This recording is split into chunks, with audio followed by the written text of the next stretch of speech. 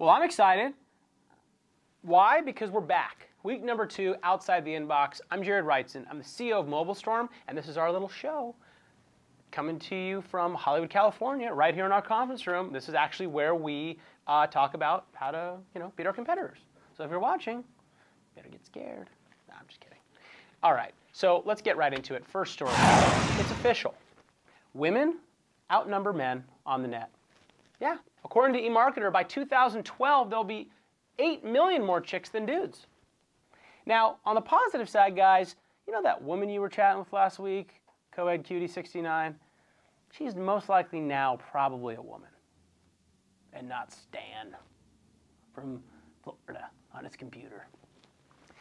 Now, the report continues that 35% of teenage women blog versus 20% of teenage boys, and that 55% of online created content is done by females. A top ad executive responded by saying, finally advertisers and women can cycle together. I'm going to catch hell when I go home from my wife. Well, more negative news. I'm not even married. I will be soon, honey, I promise. More negative news has popped up this week about behavioral targeting like a bad banner ad. The New York Times reported that a proposed state law would make it illegal for internet companies to use information collected on consumers like surfing data and behavioral data without their consent. And the law would actually impose fines up to $3,000. Yeah, so how in the hell is this going to work? Let me break it down for you people. Let me break it down. You have a website. You're located in Des Moines. Somebody from New York comes to your website and they want to buy, I don't know, some shoes. How do you know that they're really from New York? And I could see one guy in the tech department going, well, wait a second, we have GeoIP targeting. Yeah, sure, you can do that, but guess what? It's not 100% accurate. For instance, our IP address here in Hollywood, California is actually routed through an internet service provider in Chicago. And our San Francisco IP address is actually routed through New York, and our Orange County office IP address is routed through, well, the real OC. Is it me, or does this remind you of...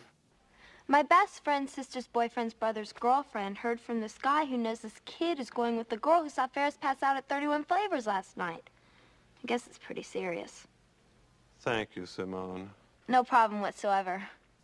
But seriously, Big Brother's argument here is that it does not want to allow the Googles of the world to use and sell information. Now, we do side with the lawmakers when it comes to selling things like personal data, like phone numbers and first names and email addresses and addresses, so on and so forth.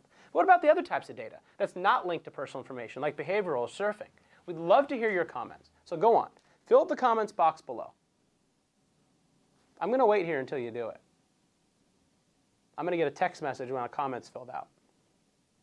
I'm going to wait. Okay, let's get on with the story. Our third story today comes to us from, actually I don't even have a source. I'm just going to make this up. No, I'm just kidding. Focus Media. Oh man, Focus Media. These guys are wonderful. NASDAQ traded Focus Media and a few other advertising companies set commercial messages unsolicited to half of the China population of mobile phone users. That is an amazing feat. How could they get 200 million mobile phone numbers of Chinese people when I can't even go into Hop Sings and get one phone number from the hot bartenders? Tell me. You tell me that, Focus Media. Teach me. Teach me. The issue caused a furor among the Chinese public, many of whom expressed concern that their private information was exchanged without their consent. Without their consent? Are you kidding me? China Mobile, the country's biggest mobile operator who owned much of the subscriber base, apologized for its oversight by its management team. And I hope to God it wasn't sent as a text message to an already pissed off 250 million people. Yeah, have you ever thrown a rock at a beehive? Run. Run far away. I'm Jared Wrightson. This is another edition Outside the Inbox, and I'm about to take a walk back to my office. I don't know, I felt good. I thought that was a pretty strong second edition, you know? Can I help you? Hi, I'm Hike. I'm here for the interview. No, I don't like you. Get out. I'm just kidding. You know what? Just kidding. Come on, man. What are you applying for? Technical support. Supporting who? The car. Get out of here. I was just kidding.